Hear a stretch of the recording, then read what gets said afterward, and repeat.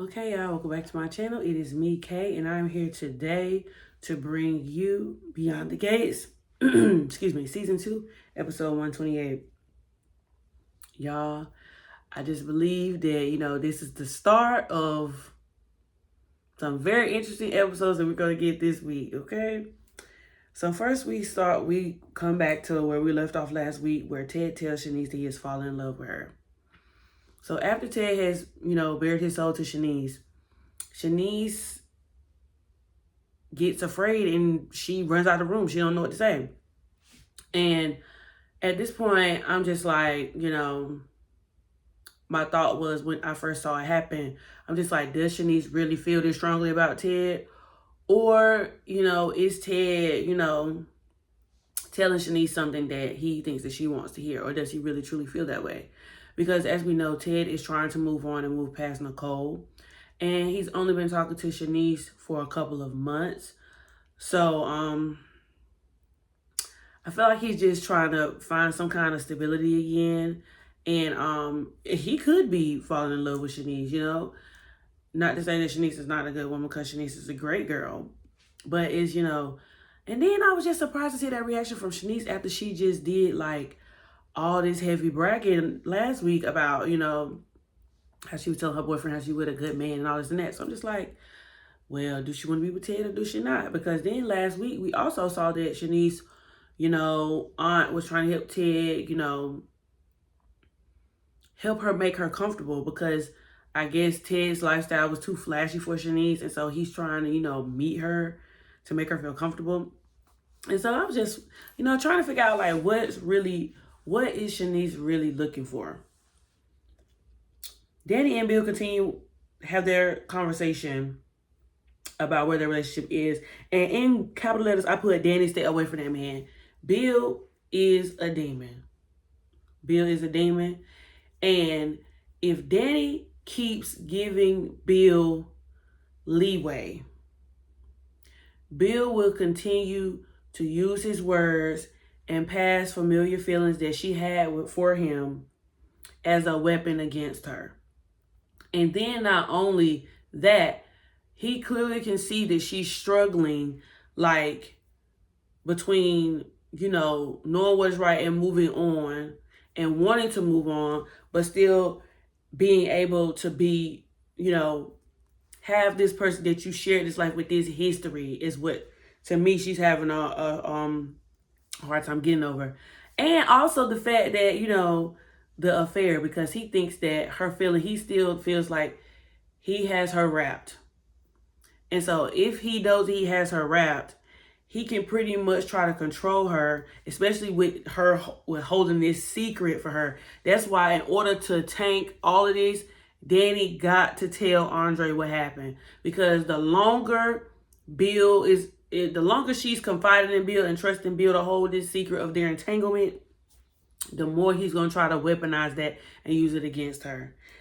And it's just the fact that Bill tried to tell DANI, he was just like, well, these escapades, they don't have to end. We can keep doing it. I won't say nothing. So then it's crazy because you left your wife, right? And married your mistress. But then you ain't really, I guess, into the mistress like that. And then you try to make your ex-wife your side piece. Bill, get away. What Frederick saying? Get away from me with this. Get away from me, Bill, because you're doing too much. Just when I feel like, okay, maybe I'm starting to have maybe like some human feelings for Bill. They humanizing Bill a little bit. They, tugging at our heartstrings, trying to make us see that maybe Bill is a good guy. All that just got thrown out the window, gang. And I only gave him a slither of a leeway, because at this, and like, we wouldn't be in this predicament if, DANI just didn't have a weakness for that man. Just put it like that plainly, because I'm thinking, okay, hey, she in a good place with Andre. Her and Andre have something that's based on truth and honesty. But at the same time, it's just like, Not that DANI is in denial about what she did, but it's just the fact that she now has to come to grips with the fact that you fussed at Bill and you talk about Bill, but at this point, you're no better than Bill. You're no better than Ted. You know what I mean? So that's just, you know what I mean?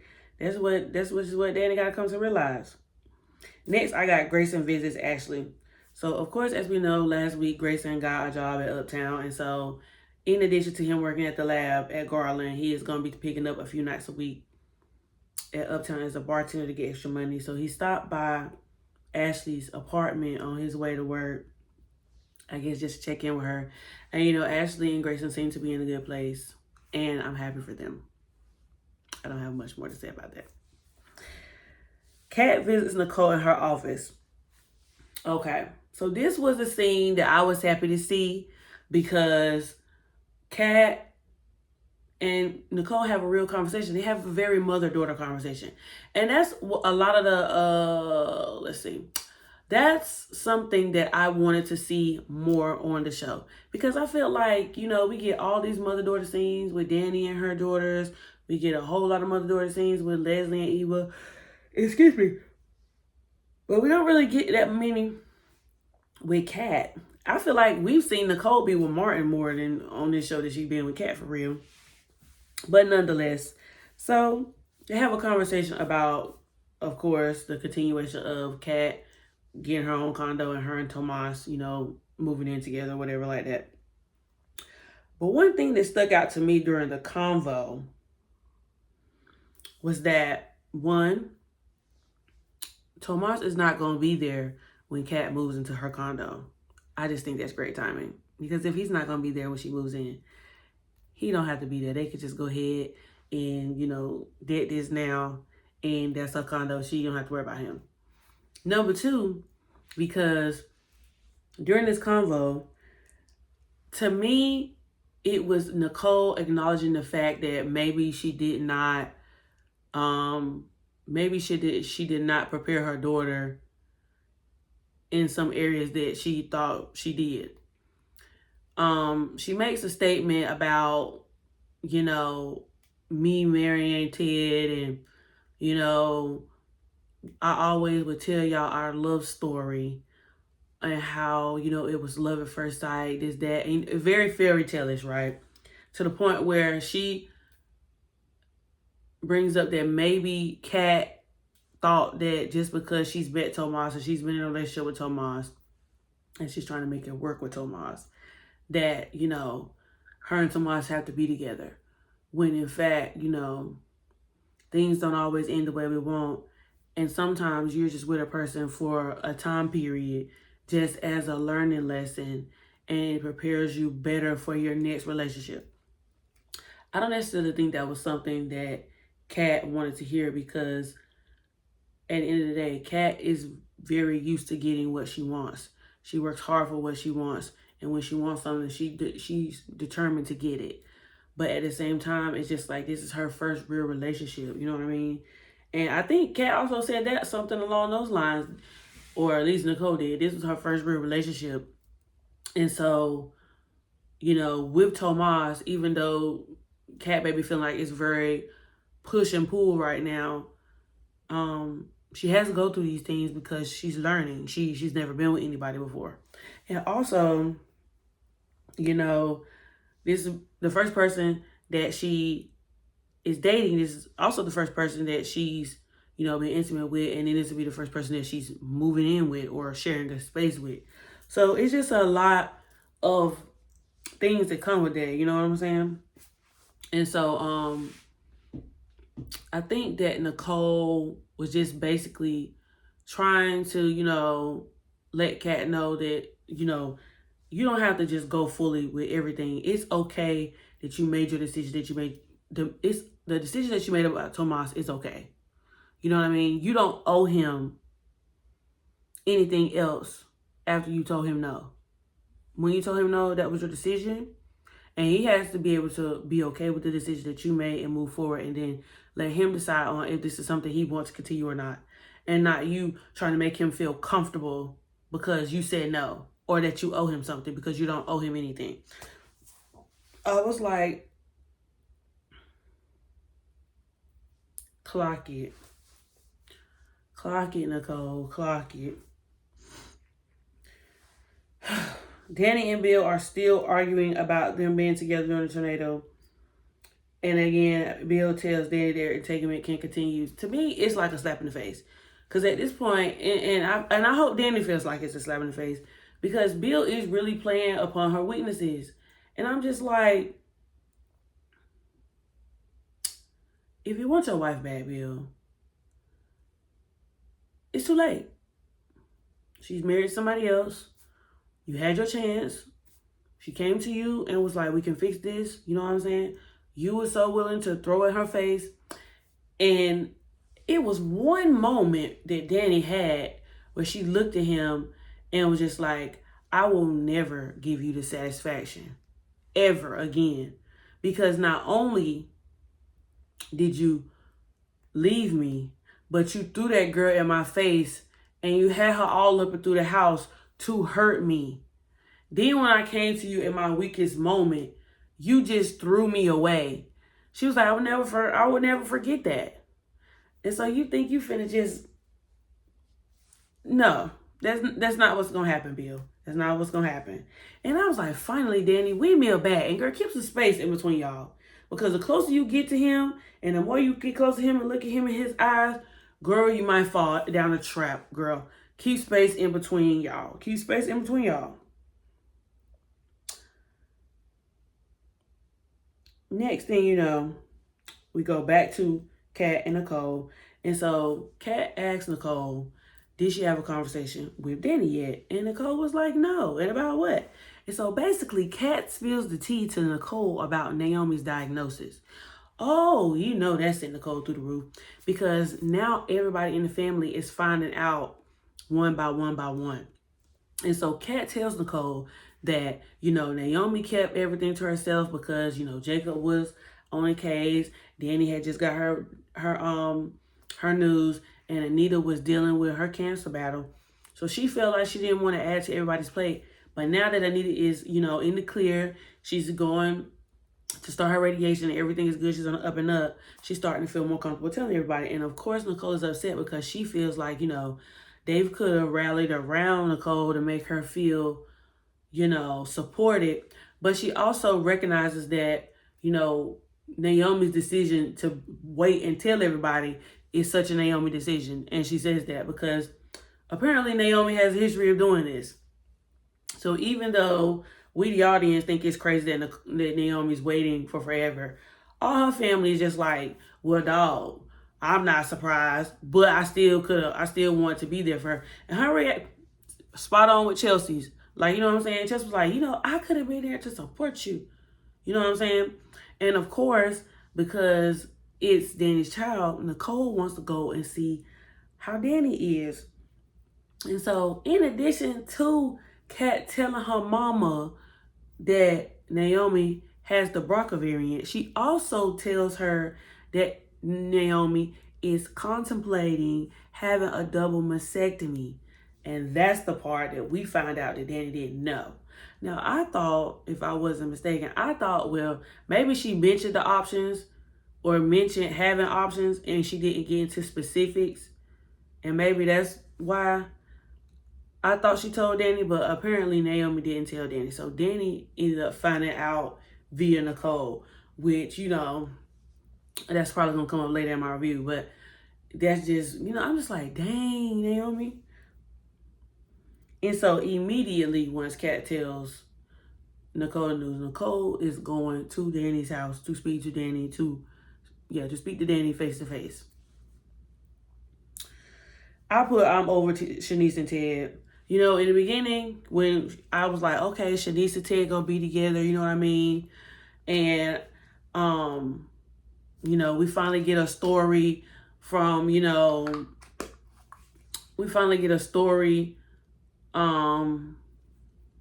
of Ted possibly moving on because, Nicole started entertaining Cal and Carson. I'm just like, okay, well, you know, Shanice, we like Shanice. Shanice got good personality. She's funny. You know, she's the head charge nurse. She don't play that. Now I'm just like, I don't see it for Ted and Shanice. And it's crazy because I thought it was just me. But when I got on Twitter yesterday under the hashtag, a lot of people weren't feeling Ted and Shanice. And y'all was going in.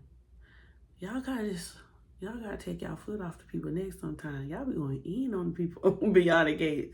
It's just a show, y'all.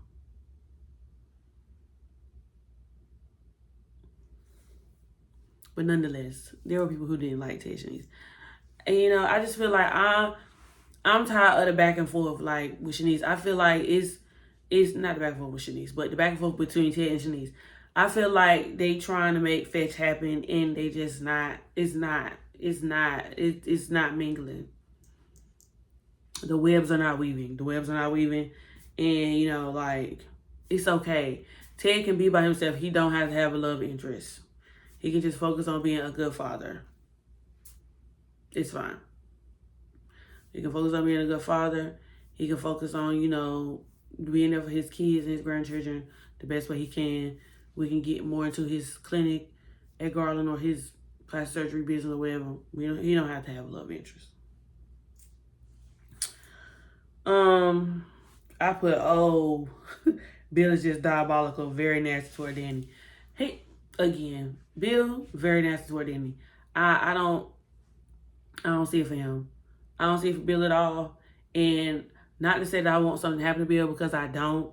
But I can't wait until the truth is revealed about Haley so he can see exactly what he had got himself into and how he has been getting played for over a year after leaving your wife for a mistress. I can't wait till you find out the truth, Bill, because you are a nasty, diabolical, vindictive man who tries to use his power over women because you think you can, not realizing that the very woman that you trying to exert said power over is the same woman who helped build you up and make you the man that you are, especially in Fairmont Crest or in the Gates or whatever community it is. Especially that she the one who gave you the name. She the one who helped you get money. She the one who helped you build your law firm. And yet you try to use all this, that in her face when it was her family and her good name. And she sacrificed her career for you and gave you a family. Ungrateful. Grayson speaks to Tomas. Okay, so as we know, Tomas is supposed to be leaving to go to Puerto Rico, right? Tomas is supposed to be leaving to go to Puerto Rico. And so he stops by Uptown to have him a drink, I guess, after work.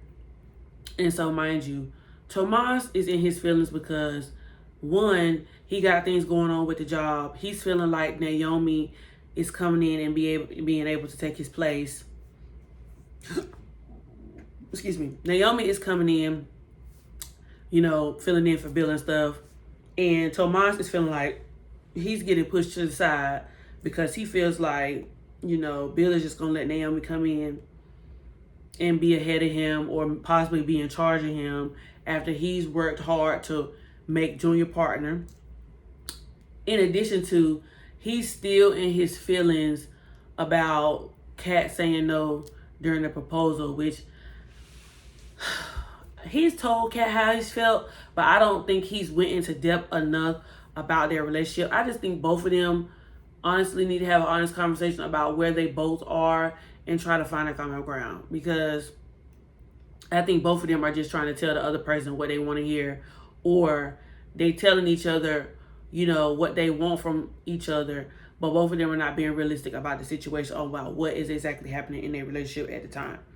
And so Tomas is looking at the ring, and so as we know, he's going back to Puerto Rico. He's questioning himself on whether he should give the ring back to his grandmother, because it's basically an heirloom, and his family gave it to him when he went to Puerto Rico last time because they were under the impression that him and Kat were in a serious relationship and it was, you know, going towards marriage or whatever. And so because Tomas was about to, you know, was considering Kat and building a future with her, his mother gave him her wedding ring or engagement ring to give it to Kat. And so he's just sitting there, and Grayson notices it. And so basically, Tomas is just, spilling his heart to Grayson, and Grayson, is giving him the best advice he can as a bartender. Kat meets Ted at Orphy Jeans, and then they have a conversation about Tomas as well, because Tomas had previously run into Ted, if you remember a couple episodes back, where Tomas told Ted, how Kat made him feel and how she wanted him to move in and all this stuff about the condo, right? And so basically Ted, has a slight catch-up session with Kat about the conversation that him and Tomas had. But he doesn't tell Kat everything. He was like, I think that's for you and Tomas to really talk about. But Kat basically asked Ted his opinion on Tomas. And even Ted told her, if it doesn't work out with Tomas, it's okay. You know what I'm saying? You don't have to try to force yourself to be with Tomas. Everything isn't always meant to be all the time. And then he also, shares with Kat, I guess, to try to give her some relatability about his situation with Shanice and how he told Shanice he loved her, and how, Shanice basically ran out on him and she didn't say it back. So he was left hanging, and then she might not be in that same place. And so, I thought that,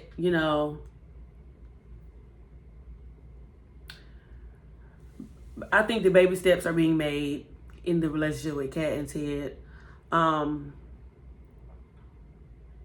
I was glad that they both were able to share with each other what was going on in their relationships. And, Kat even lets Ted know that she likes Shanice for him. And so she's hoping for the best for Ted and Shanice. And so I was like, okay, I can take that. I can take it.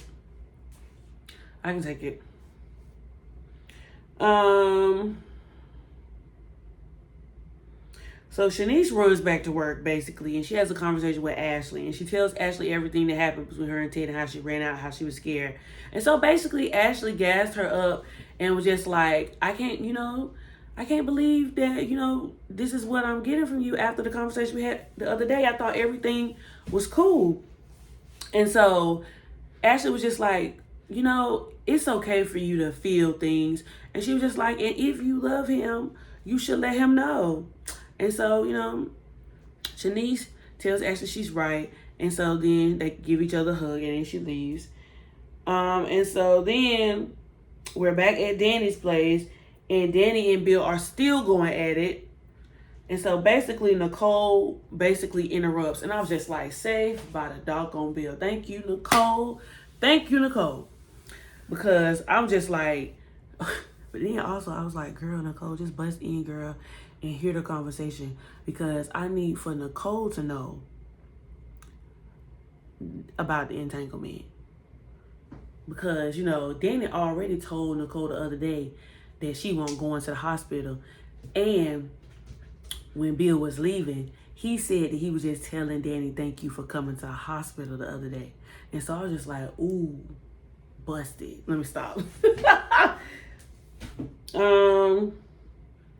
But yeah, so basically Danny talks to Nicole about, the whole situation with Naomi.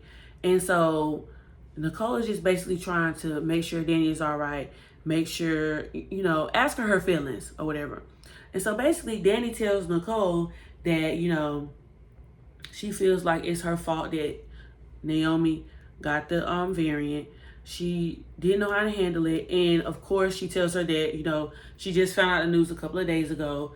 And she also feels bad because she feels like Naomi didn't come to talk to her because she didn't feel safe. And so Nicole reassures Danny that that's not the case, and that, Naomi wanted to handle things by herself and, get comfortable with the news herself before she told everybody. And it's not a reflection. Her not telling Danny about how she was feeling and her results immediately is not a reflection upon their relationship.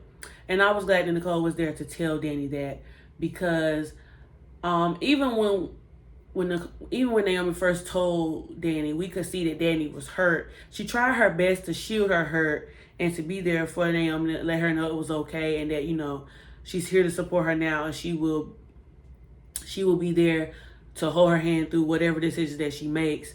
But it's just the fact that, you know, she was questioning, like, if there was something that she did wrong in her mothership of Naomi.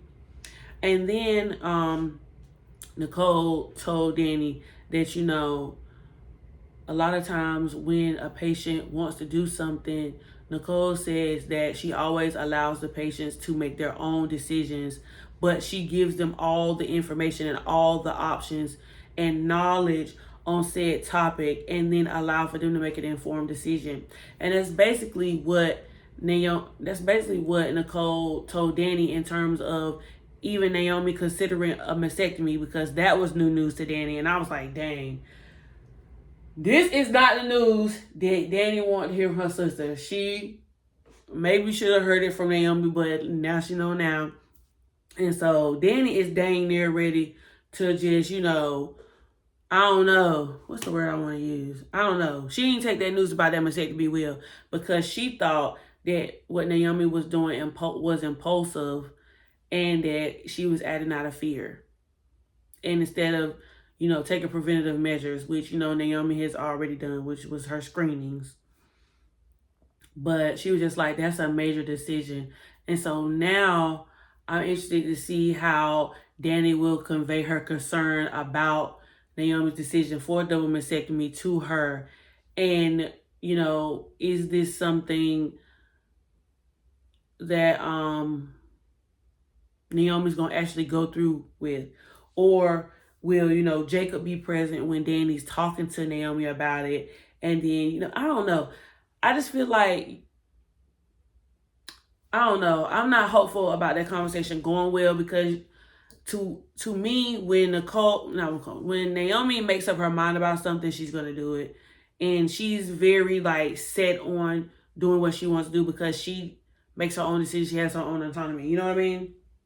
But DANI says that, you know, her and Nicole need to have an additional conversation about the mastectomy. And I think they might go and tell Anita, or maybe, I'm interested to see if Naomi would tell Anita first, and then include and tell Anita about the mastectomy too, and to see if Anita will go and check on DANI and see how DANI feels about it. That's what I'm trying to say. I'm wondering how all that's going to work out once, you know, everyone finds out the news. Finally, before Tomas leaves for Puerto Rico, Kat meets up with Tomas at Uptown. Tomas, you know, I don't think Tomas feels Kat in on everything about Naomi, but he just tells Kat to keep an eye on Naomi while he's gone, just to see what's the what about, you know, what's going on at the office.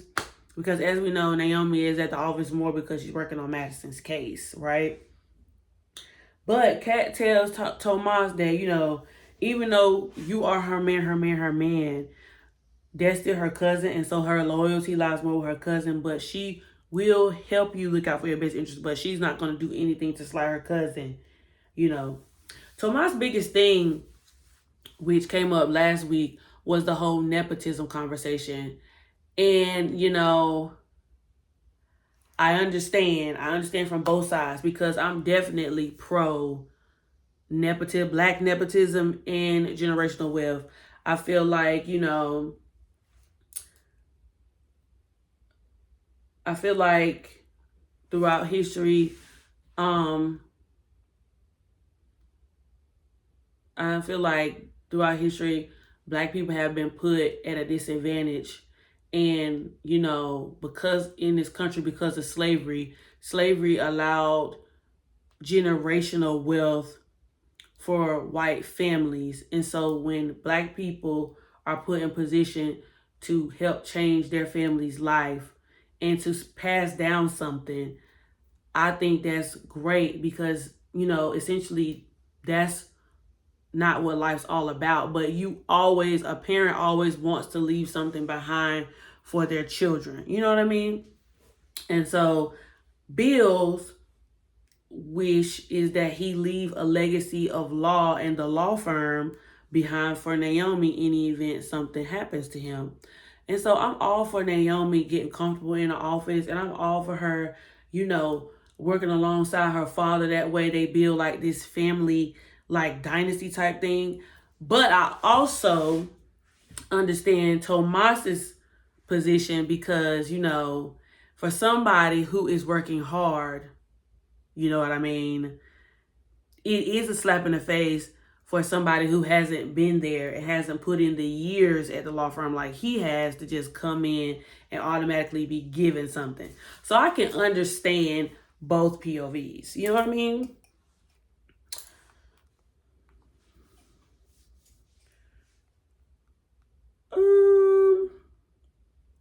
What else? Oh, Bill also joins them at the table, which I'm just like, now, Bill, where did you come from? Ariana, what are you doing here? Bill comes and sits at the table and he starts saying something because y'all know that Bill knows about Kat turning down Tomas's proposal.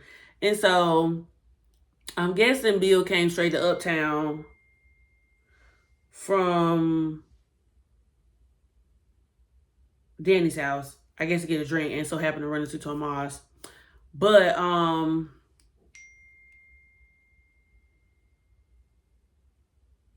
sorry y'all, that he came straight to Uptown from Danny's house and he saw Tomas, and so he sat down at the table. Either way, I can't recant what Bill said right now, but whatever it was, Kat ate him up. Kat chewed him up. Kat read him down. And I was just like, you see, Bill, that's what happened when you just invite yourself in spaces. You should just went and sat at another table, because Kat is not here for your shenanigans at all. Especially because, Bill already felt the way about Tomas talking to Kat about their legal business and all that other stuff. So, lastly, Shanice goes back to Ted's hotel. For one, why is Ted still in that hotel? He has more than enough money to go and buy him an apartment. Why is he still at that hotel? That's neither here nor there. It's been a year. Sir, you got more than enough money to go and get you a little penthouse or something. More than enough. But that's neither here nor there. Shanice goes back to this hotel and tells Ted that she's falling in love with him, and they embrace. And that's all I have. Let me know your comments down below, guys, on what you thought of episode 128 of All American. I'm interested to see all the things that's going to go down this week. I will be back for episode 129. Stay tuned. This is